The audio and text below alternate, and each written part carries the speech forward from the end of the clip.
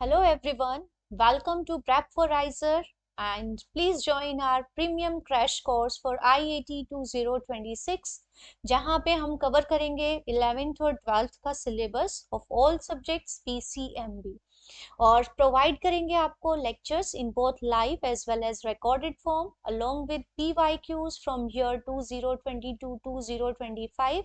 साथ ही साथ आपको मिलेंगे 20 से भी ज्यादा computer based mock test along with their solutions and chapter wise solve PYQs। और आप एक्सेस कर पाएंगे प्रेप फॉर राइजर का e book and regular mentorship जहां पे मेंटोर्स आपके डाउट सॉल्व करेंगे subject related as well as general queries. तो ज्वाइन कीजिए हमारा ये कोर्स और आज हम शुरू करेंगे अपना रैपिड रिवीजन बायोलॉजी का जहां पे हम कवर करेंगे biology PYQs from year 2017 to 2025 और साथ ही साथ कुछ इंपॉर्टेंट क्वेश्चंस भी डिस्कस करेंगे जो कि आने की प्रोबेबिलिटी है। It is from now the questions will be from biological classification. So पहला है which of the following produces a dikaryotic phase in Basidiomycetes. So Basidiomycetes क्या है? फंजाई। किंगडम फंजाई आपने पढ़ा होगा तो उसके अंदर हम फंजाई की क्लासेस पढ़ते हैं। तो एक क्लास होती है बेसिडियोमाइसिटीज जिनको हम क्लब फंजाई भी बोलते हैं। जैसे इसके अंदर एग्जाम्पल के तौर पे बेसिडियोमाइसिटीज में आप ले सकते हैं लाइक पफ बॉल्स, मशरूम, जितने भी एडिबल मशरूम्स वगैरह हैं वो सब इसी से बिलोंग करते हैं। तो उनके अंदर डाइकैरियोटिक, डाई मतलब होता है टू, डाई मतलब टू और कैरियोन जो वर्ड है दैट इज फ्रॉम या फिर किसके लिए यूज करते हैं? न्यूक्लियस के लिए। सो अगर एक सेल के अंदर देयर आर टू न्यूक्लियस तो उसको हम डाइकैरियोन बोलते हैं। तो यहाँ पे है कि which of the following produces a dikaryotic phase in basidiomycetes. तो ऑप्शंस देखते हैं। तो पहले आपको देखना पड़ेगा इसके लिए कि हम बेसिडियोमाइसिटीज में सेक्सुअल रिप्रोडक्शन कैसे होता है। तो ये दो हाइफे हैं, ये दो अलग अलग स्ट्रेन्स हैं फंगस के, उनके हाइफे हैं। यहाँ पे ये सेप्टम प्रेजेंट है, हर एक सेल के पास अपना एक एक न्यूक्लियस है। तो अगर हम जनरल इस प्लान को दिखाएं तो these are hyphae, this is hypha from fungus A and this is hypha from fungus B. Somatic hyphae हैं ये सेल हो गई, ये वाली एक सेल हो गई यहाँ से यहाँ तक, दिस इज अनदर सेल। तो ये फ्यूज करती हैं, इनका जो साइटोप्लाज्म होगा वो फ्यूज कर जाएगा। तो ये ऐसे बन जाएंगी अगर ये फ्यूज करती हैं ये दोनों सेल्स। तो एक जनरल हम प्लान देख रहे हैं। तो इन दोनों का साइटोप्लाज्म मिक्स हो गया लेकिन न्यूक्लियस अभी तक फ्यूज नहीं हुआ है। बाकी सेल्स अभी हम हैप्लॉइड दिखा देते हैं, सॉरी यूनिन्यूक्लियेट दिखा देते हैं। तो ये वाला और ये वाला जो सेल है ये फ्यूज हो गया, हमने ऐसा दिखाया है। तो इनका साइटोप्लाज्म मिक्स हुआ है बट न्यूक्लियस का फ्यूजन नहीं हुआ है और इस स्टेप को हम कहते हैं प्लाज्मोगैमी। गैमी मतलब फ्यूजन, प्लाज्मा मतलब साइटोप्लाज्म का, यहाँ पे जो इनका साइटोप्लाज्म है वो फ्यूज हो गया। तो यहाँ देख रहे हैं आप इस सेल के अंदर अभी साइटोप्लाज्म मिक्स हुआ है बट न्यूक्लियस अभी भी दो है। तो ये वाला जो फेज है इसको हम क्या कहेंगे? डाइकैरियोन फेज और डाइकैरियोटिक फेज। आगे चल के जब ये न्यूक्लियस फ्यूज होंगे तो हम उस फेज को कहेंगे कैरियोगैमी।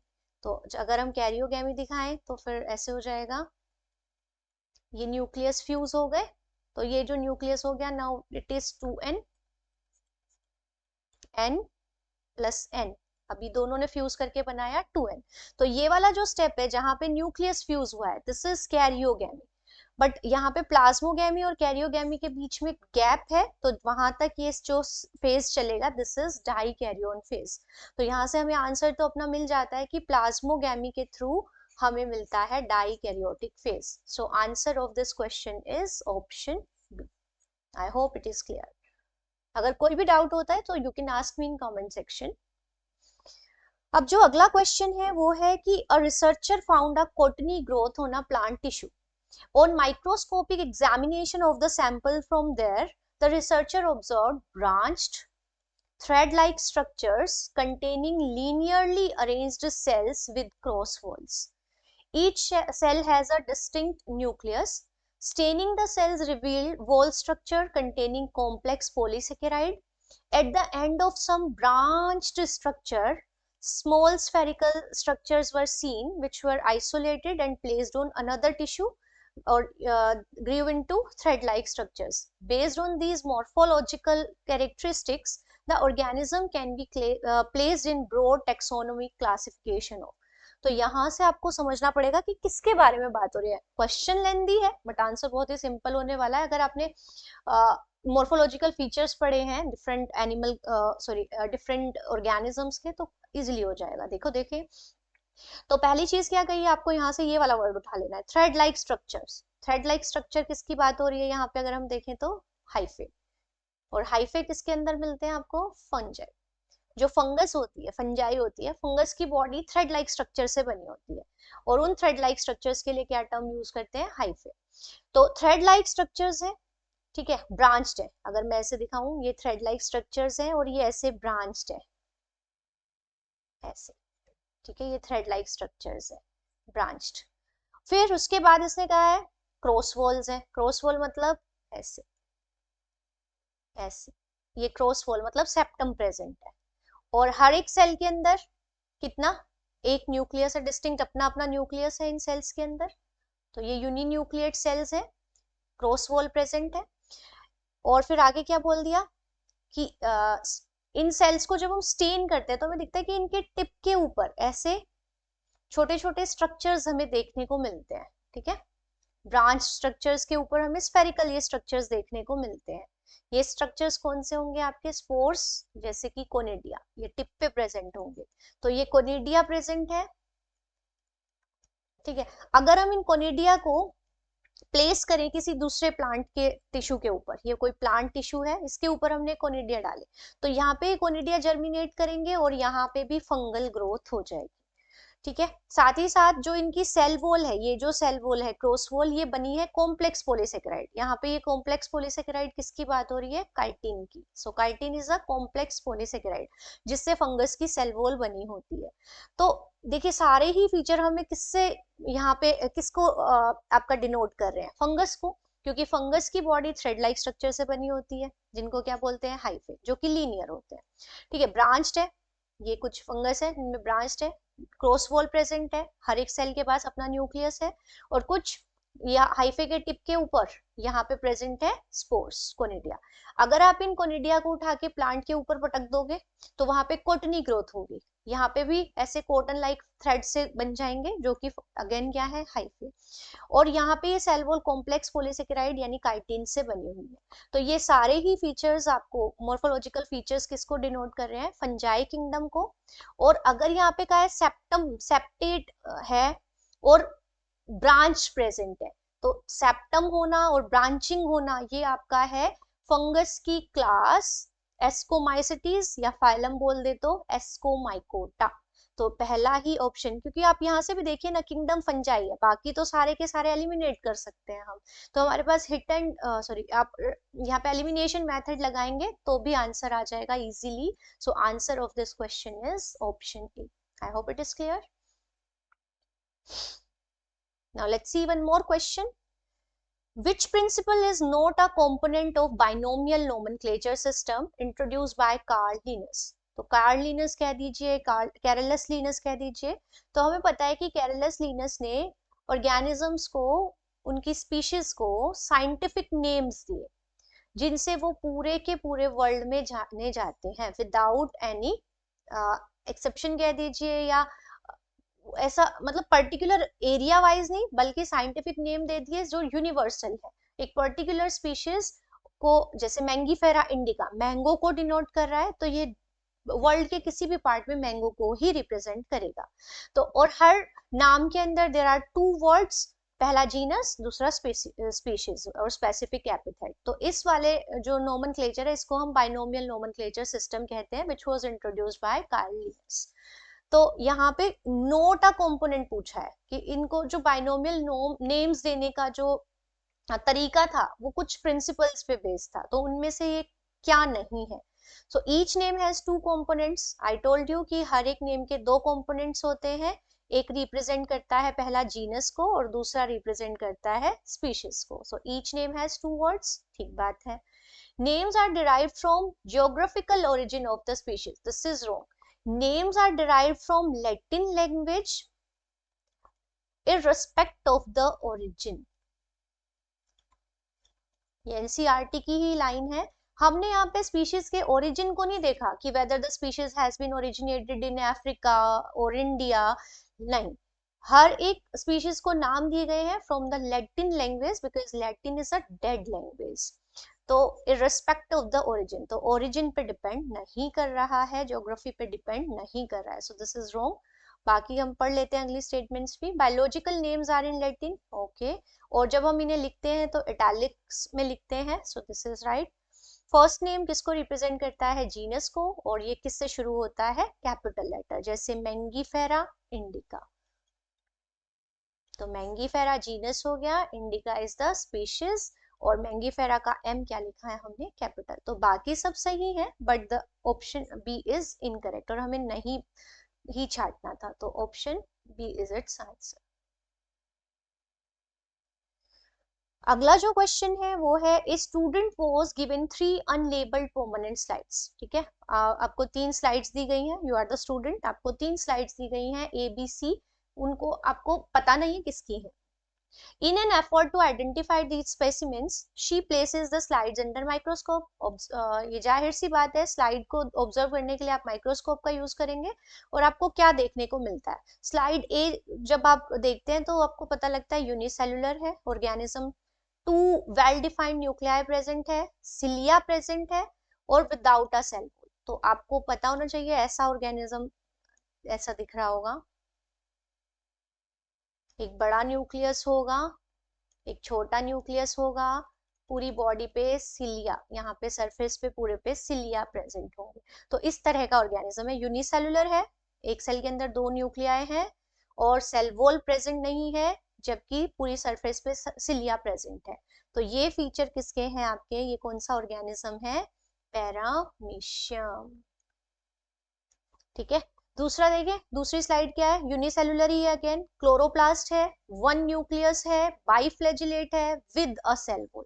तो देखिए यहाँ पे ये यूग्लिना भी हो सकता था, लेकिन सेल वॉल यूग्लिना में नहीं है, यहाँ पे विद सेल वॉल है, तो ये यूग्लिना तो नहीं होगा। तो यूनिसेलुलर है तो ये ऐसा सा स्ट्रक्चर होगा कुछ आपका, इस तरह का स्ट्रक्चर होगा, यहाँ पे ये क्लोरोप्लास्ट प्रेजेंट होगा, यूनिसेलुलर होगा, ये न्यूक्लियस होगा, और ऐसे 2 फ्लैजिला प्रेजेंट होंगे। तो ये जो स्ट्रक्चर है ये विद अ सेल वॉल, और बाहर सेल वॉल प्रेजेंट होगी। तो ये किसका है? ये आपका यूनिसेलुलर एल्गी है, क्लेमाइडोमोनास, तो वो है Chlamydomonas which is a unicellular algae, जिसको कुछ साइंटिस्ट प्रोटिस्टा के अंदर पढ़ते हैं, कुछ लिखते हैं इसको एल्गी के अंदर, प्लांट किंगडम में। अगला है यूनिसेलुलर है, अगली स्लाइड, न्यूक्लियस भी एक ही है, नॉन फ्लैजिलेटेड है विद अ सेल वॉल। तो नॉन फ्लैजिलेटेड है, सेल वॉल है, तो सेल वॉल है और यूनिसेलुलर है। ठीक है, तो सेल वॉल होगी तो या तो ये आपका क्या मिलेगा? बैक्टीरिया, या फिर आपका क्या मिलेगा? फंगस मिलेगा। लेकिन यहाँ पे बोल दिया न्यूक्लियस है, तो न्यूक्लियस है तो ये बैक्टीरिया तो हो नहीं सकता, इसका मतलब ये एक फंगस है, और यूनिसेलुलर फंगस कौन सी? जैसे यीस्ट, सेकेरोमाइसिस। तो वहां पे आपको ऐसे दिखता है, वैक्यूल प्रेजेंट होगा, एक न्यूक्लियस प्रेजेंट होगा, फ्लैजिला नहीं है, और यहाँ पे सेल वॉल प्रेजेंट होगी। तो ये वाला जो स्ट्रक्चर है ये यीस्ट यानी सेकेरोमाइसिस है। तो पहला जो है वो पैरामीशियम है, दूसरा है क्लेमाइडोमोनास, और तीसरा है यीस्ट यानी Saccharomyces. So answer is option 2। Now again one more question which is IAT based. In taxonomy what does the term taxon refer to? सो देखिए, आपने टेक्सोनोमी पता है कि क्लासिफाई करते हैं हम ऑर्गेनिजम्स को, आइडेंटिफाई करते हैं, नोमेनक्लेचर देते हैं, तो वहां पे एक टर्म आती है टेक्सोन। तो टेक्सोन किसको रिप्रेजेंट करता है? तो देखिए, जैसे मैं लिख दूं मैंगो, ठीक है, मैं लिख दूं आपका एक कॉकरोच, और मैं लिख दूं ह्यूमन। मैंने 3 ऑर्गेनिज्म लिखे हैं यहाँ पे। तो मैंगो को देखते ही आपको याद या तो ये आएगा कि मैंगीफेरा, या याद आएगा कि ये प्लांट है। कॉकरोच को देखते ही मुझे याद आता है कि इट इज एन इंसेक्ट, और ह्यूमन को देखते ही मुझे याद आता है होमोसेपियन। ठीक है, अब मैंगो प्लांट है, और प्लांट आपको पता है प्लांट किंगडम, प्लांटी, ये किसको रिप्रेजेंट करता है? किंगडम को, प्लांट किंगडम। ठीक है, जितने भी प्लांट्स हैं उन सबको एक किंगडम में रखा है, किंगडम प्लांटी। इंसेक्ट है, क्लास, क्लास इंसेक्टा। ठीक है, क्लास इंसेक्टा और फाइलम ऑर्थ्रोपोडा। तो अगर मैं कहती हूँ इंसेक्ट, तो इंसेक्ट जैसे एक बटरफ्लाई है, दैट इज एन इंसेक्ट। तो वो इंसेक्ट है क्या? इंसेक्ट तो एक क्लास है ना। इसी तरह से होमो, ह्यूमन के लिए होमो, और होमो क्या होता है? होमोसेपियंस। होमो किसको रिप्रेजेंट करता है? जीनस को।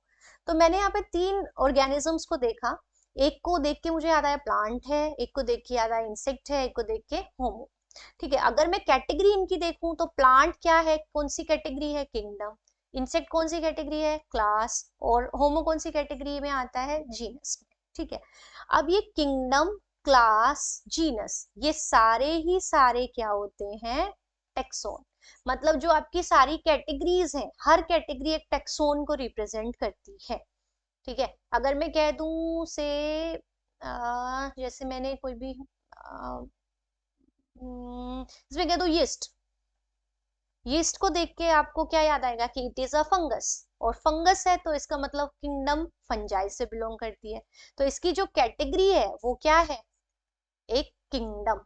ठीक है, तो यहाँ पे किंगडम, क्लास, जीनस, ये सब किसको रिप्रेजेंट कर रहे हैं? डिफरेंट टेक्सोन को रिप्रेजेंट कर रहे हैं। तो अगर आपको ये पूरा डिस्क्रिप्शन क्लियर होगा तो इजिली आंसर मिल पाएगा। कोई टेक्सोन कोई रूल नहीं है, तो ये तो डिस्कार्ड हो गया पहला ऑप्शन। दूसरा है biological classification of organism at any level, चाहे वो क्लास लेवल पे है, चाहे वो आपका किंगडम लेवल पे है, चाहे फाइलम लेवल पे है, तो वो एक टेक्सोन होता है। सो यहाँ पे आ जाता है ऑप्शन बी करेक्ट है। ठीक है, अगला ऑप्शन देखें तो ओनली स्पीशीज लेवल, जरूरी नहीं है, किसी भी लेवल पे हो सकता है। एक ग्रुप ऑफ रिलेटेड स्पीशीज, ये तो क्या होता है? जीनस होता है, टेक्सोन नहीं है। तो ये भी हो गया आपका right answer. I hope it is clear. चलिए अगला क्वेश्चन देखते हैं। Listed below are plant different plant reproductive strategies, parthenocarpy, syngamy, apomixis and polyembryony. Which of them can give rise to clonal progeny having the same genotype as that of mother plant? तो clones का मतलब, यहाँ clonal progeny मतलब clones. Clones क्या होते हैं? Group of organisms which are morphologically and genetically identical, मतलब एक दूसरे की जो कार्बन कॉपी होते हैं, उन ऑर्गेनिजम्स को हम कहते हैं क्लोन्स। अब यहाँ पे का एक मदर प्लांट है, से ये हमारा मदर प्लांट है, इससे बनने वाले न्यू प्लांट्स अगर इसकी कार्बन कॉपी है तो इसको हम क्या बोलेंगे? कि एक दूसरे के क्लोन्स है। तो ऐसी कौन कौन सी स्ट्रेटेजीज हैं जिनके थ्रू क्लोन्स प्रोड्यूस होंगे? तो हमें इन टर्म्स के मतलब अगर पता है तो वी कैन इजिली आंसर। तो पार्थिनोकार्पी, पार्थिनो मतलब वर्जिन। ठीक है, यहाँ पे पार्थिनोकार्पी का मतलब क्या होता है? फ्रूट का बनना, formation of fruit without fertilisation. Fertilisation नहीं होगा, फ्रूट बन जाएगा।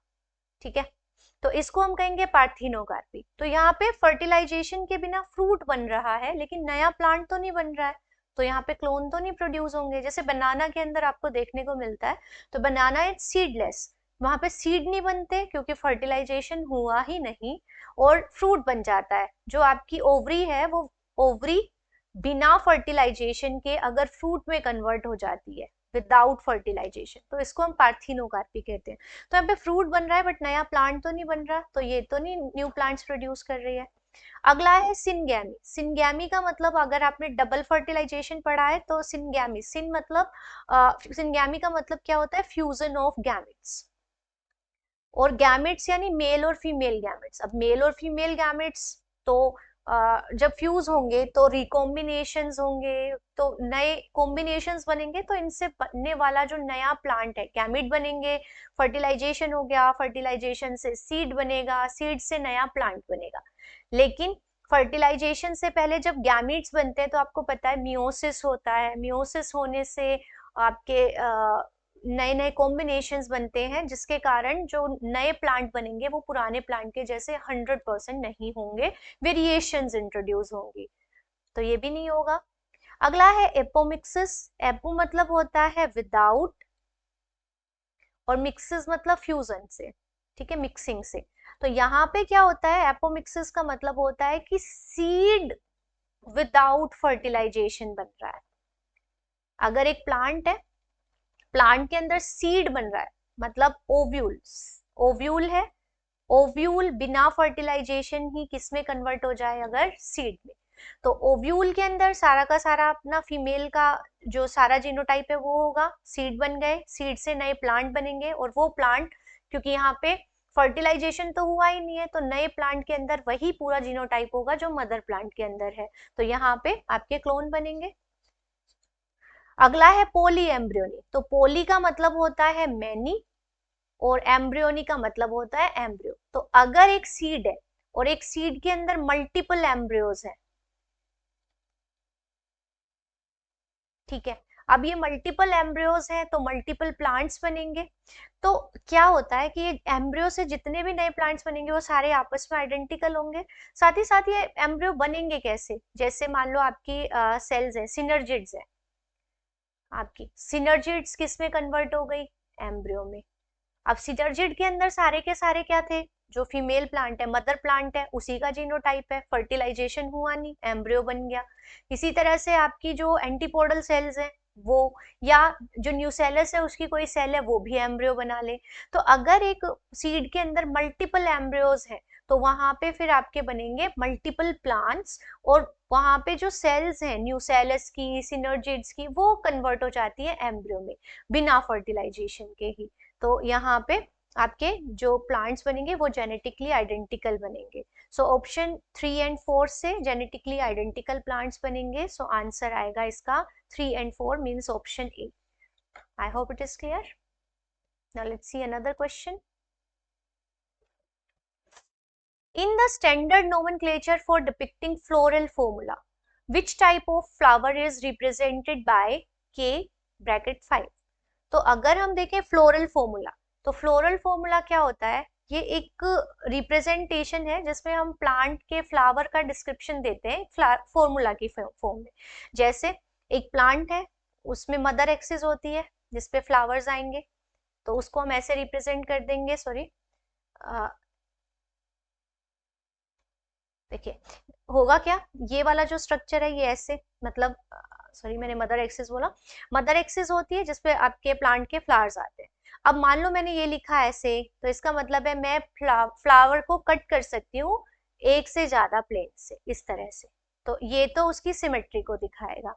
अगला जो स्ट्रक्चर है वो दिखाएगा कि प्लांट, सपोज मैंने ऐसे लिख दिया, तो ये दिखाएगा कि प्लांट जो फ्लावर है वो यूनिसेक्सुअल है कि बाइसेक्सुअल है। इसके बाद आते हैं फ्लावर के पार्ट्स। तो फ्लावर के पार्ट्स में जैसे क्या आएंगे, सेपल्स आएंगी, पेटल्स आएंगी, ठीक है। इसके बाद आएगा आपका एंड्रोइशियम मतलब मेल पार्ट, और उसके बाद आएगा गाइनोइशियम मतलब फीमेल पार्ट, ठीक है। हाँ, क्योंकि मैंने यहाँ पे फ्लावर को क्या लिखा है कि बाइसेक्सुअल है, तो ये चार आपके प्लांट के पार्ट्स होंगे। अब सेपल्स को के ग्रुप को हम क्या कहते हैं, कैलिक्स। पेटल्स के ग्रुप को हम क्या कहते हैं, कोरोला। एंड्रोइशियम मतलब स्टेमिन्स का ग्रुप, और गाइनोइशियम मतलब जो पिस्टिल है उनका ग्रुप। तो ये सारे चार आपके वॉल्स होते हैं प्लांट के फ्लावर के अंदर। तो कैलिक्स को और कोरोला दोनों सी से शुरू होते हैं, तो सी से लिख सकते थे, बट कंफ्यूजन ना हो इसके लिए कैलिक्स को के से और कोरोला को सी से, एंड्रोइशियम को ए से और गाइनोइशियम को जी से रिप्रेजेंट करते हैं। तो ये तो हुई कि रिप्रेजेंटेशन कैसे करते हैं। अब है नंबर। अब जैसे सपोज कैलिक्स का जो वर्ड है उसके अंदर 5 सेपल्स है, तो मैं यहाँ पे लिख दूंगी 5। पेटल्स मान लो 5 है तो 5। एंड्रोइशियम मान लो 10 है, 10 स्टेमिन्स है सॉरी, तो 10 लिख दिया। गाइनोइशियम मतलब पिस्टिल मान लो 2 है, तो मैंने यहाँ पे 2 लिख दिया। ये हो गया नंबर को रिप्रेजेंट करेगा, ठीक है। अब ब्रैकेट नहीं लगाया है तो मतलब ये फ्री है। अगर मान लो मैंने यहाँ पे लिखा 5 है बट मैंने ब्रैकेट नहीं लिखा है, तो यहाँ पे मतलब ये फ्री है। और फ्री के लिए हम वर्ड यूज करते हैं पोली, और दूसरा है फ्यूज्ड, तो फ्यूज्ड अगर होगा तो उसके लिए टर्म यूज करेंगे सिन। जैसे मान लो 5 ऐसे 1 2 3 4 5, ये 5 आपकी सेपल्स है और ये आपस में फ्यूज्ड है, ऐसे फ्यूज्ड हो रखी है।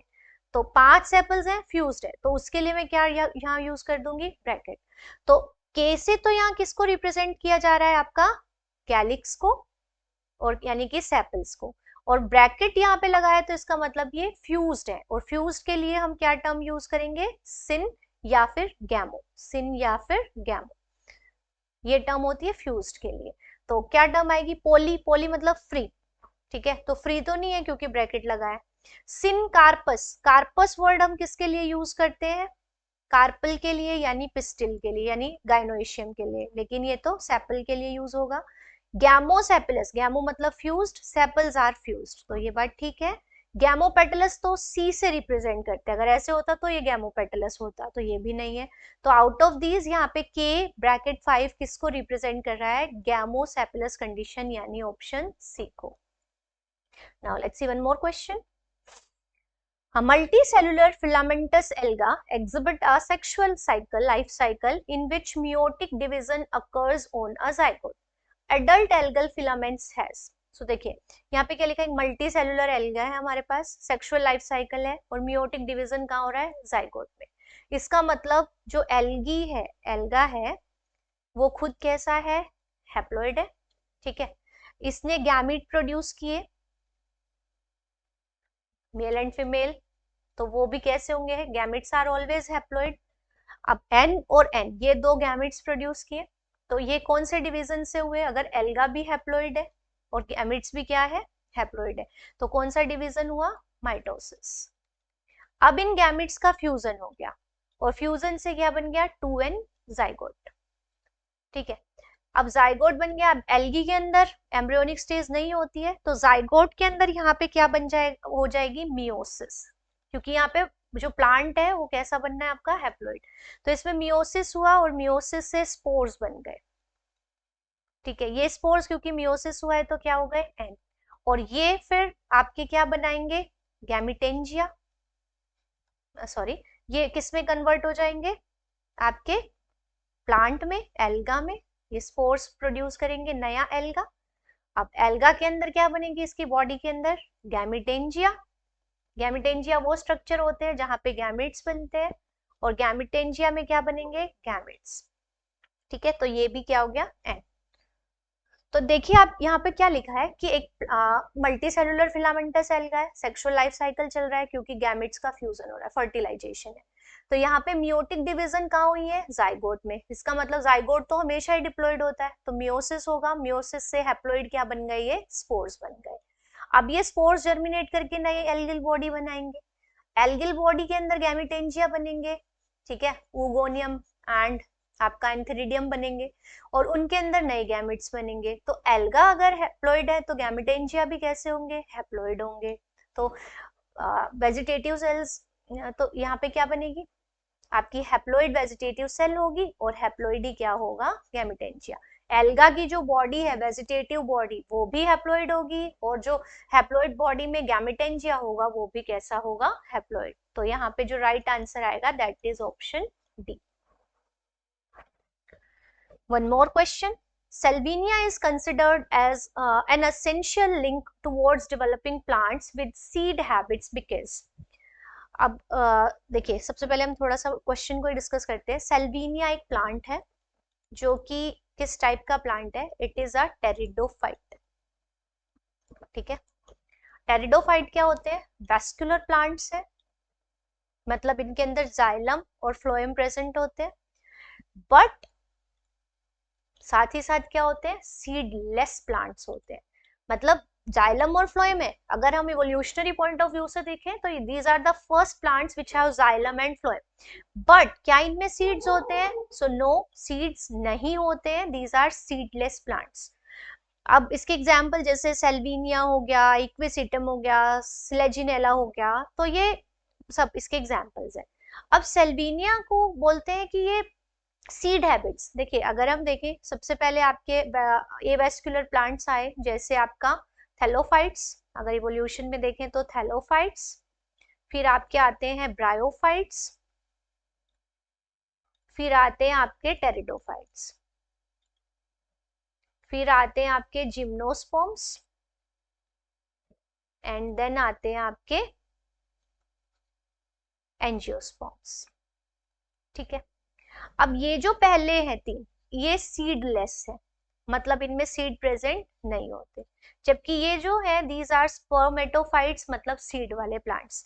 तो टेरिडोफाइट में कुछ टेरिडोफाइट्स ऐसे हुए जो कि सीड हैबिट का प्रिकर्सर रिप्रेजेंट करते हैं, मतलब हो सकता है आगे चल के उसी हैबिट से इवोल्व होके आपके सीड्स की फॉर्मेशन हुई है। तो ऐसा क्या स्ट्रक्चर है सेल्विनिया के अंदर, ऐसा क्या है जो कि सीड हैबिट का प्रिकर्सर माना जा सकता है कि आगे इसी हैबिट के अंदर डेवलपमेंट होके सीड्स बने होंगे। ऑल्दो ये खुद सीडलेस है, बट इवोल्यूशन होके फिर सीड्स बने होंगे, आगे जिम्नोस्पर्म्स बने होंगे, एंजियोस्पर्म्स बने होंगे। तो ऐसा क्या फीचर है, तो इसके लिए हमें थोड़ा देखना पड़ेगा कि कैसे होगा। सेल्विनिया का अगर हम लाइफ साइकिल देखें तो हम देखते हैं सेल्विनिया की बॉडी जो है दैट इज स्पोरोफाइट। ठीक है, यानी ये खुद कैसा है, प्लांट डिप्लॉइड है। अब इसके अंदर स्पोरोफिल्स होंगी, मतलब लीव्स होंगी, और उन लीव्स के ऊपर स्ट्रक्चर्स प्रेजेंट होंगे जिन्हें हम कहते हैं स्पोरेंजिया। ठीक है, स्पोरेंजिया वो स्ट्रक्चर है जिनमें स्पोर्स बनेंगे। अब स्पोरेंजिया में बनेंगे स्पोर्स। अब इसमें दो तरह के स्पोर्स बनते हैं, एक बनते हैं मेगास्पोर्स और एक बनते हैं आपके माइक्रोस्पोर्स। दो तरह के स्पोर्स बनेंगे। अब देखिए मेगास्पोर और माइक्रोस्पोर, और ये स्पोर बनते किससे हैं, मियोसिस से। तो मियोसिस से बने तो ये स्पोर्स होंगे आपके हैप्लॉइड। मेगास्पोर आगे चल के बनाता है फीमेल गैमेटोफाइट, मतलब वो स्ट्रक्चर बनाएगा आगे हैप्लॉइड, और ये बनाएगा आपका मेल गैमेटोफाइट। और फिर गैमेटोफाइट कन्वर्ट होते हैं आपके उन स्ट्रक्चर्स में जिनमें गैमेट्स बनेंगे, मतलब आगे चल के गैमेट बनाएगा। तो ऐसा होता है। तो यहाँ पे अपन देखते हैं कि दो तरह के स्पोर्स बन रहे हैं सेल्विनिया में। तो सेल्विनिया में दो तरह के स्पोर बनने के कारण इट इज हेट्रोस्पोरस, पहली चीज। ठीक है, पहला जो स्ट्रक्चर है, पहली जो चीज है वो है हेट्रोस्पोरी। अब जैसा कि आपके इन प्लांट्स में होता है जिम्नोस्पर्म्स और एंजियोस्पर्म्स में, इनमें भी क्या बनते हैं, टू डिफरेंट टाइप्स के स्पोर्स बनते हैं, आपके मेगास्पोर्स और माइक्रोस्पोर। तो एक तो ये चीज है जो कि आपके सीडलेस प्लांट जैसी है। ठीक है, क्योंकि सीड्स बनने के लिए हेट्रोस्पोरी का होना जरूरी है। तो पहली तो ये चीज है सेल्विनिया के अंदर। दूसरी है कि जनरली जो टेरिडोफाइट्स है उनमें फीमेल गैमेटोफाइट, मेल गैमेटोफाइट ये मेन प्लांट बॉडी यानी स्पोरोफाइट से डिटैच हो जाते हैं। बट यहाँ पे क्या होता है कि जो दूसरा जो चीज है वो क्या है कि फीमेल गैमेटोफाइट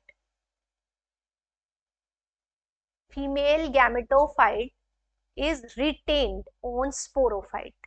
ठीक है, मतलब जो मेन प्लांट है उससे ये फीमेल गैमेटोफाइट अलग नहीं होगा, ये उसी के ऊपर प्रेजेंट रहेगा।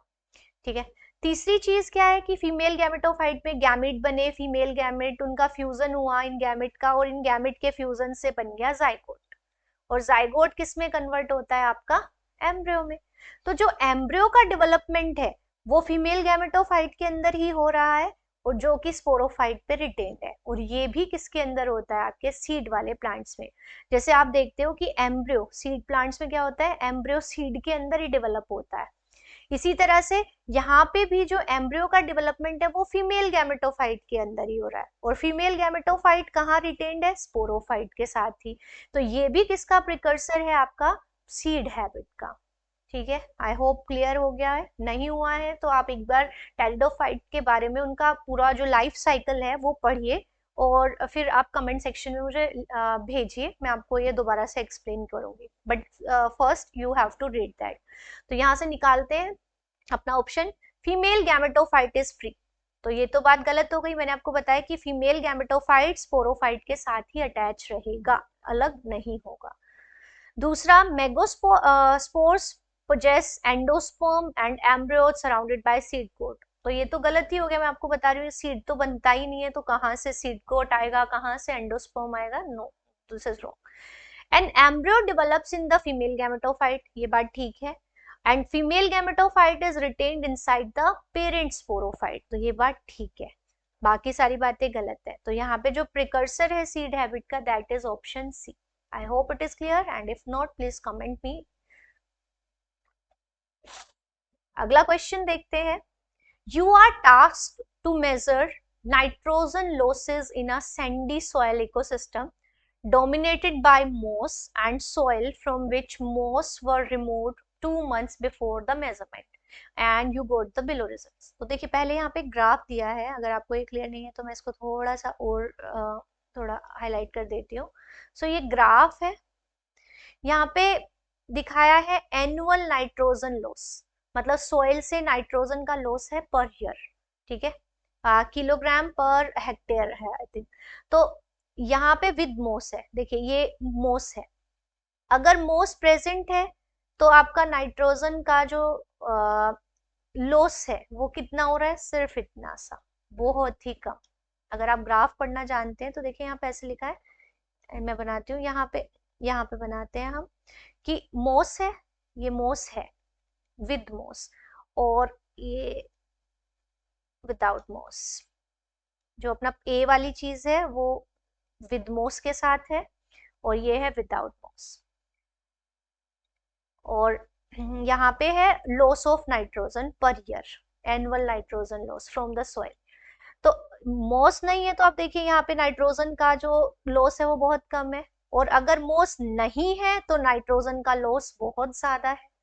तो पहली चीज तो ये है कि नाइट्रोजन का लॉस कहाँ ज्यादा है? अगर आपके मोसिस नहीं है तो मतलब सॉइल के अंदर नाइट्रोजन नहीं बचेगा, और अगर मोसिस है तो सॉइल के अंदर नाइट्रोजन बचेगा, यानी प्रोडक्टिविटी क्या होगी? ज्यादा।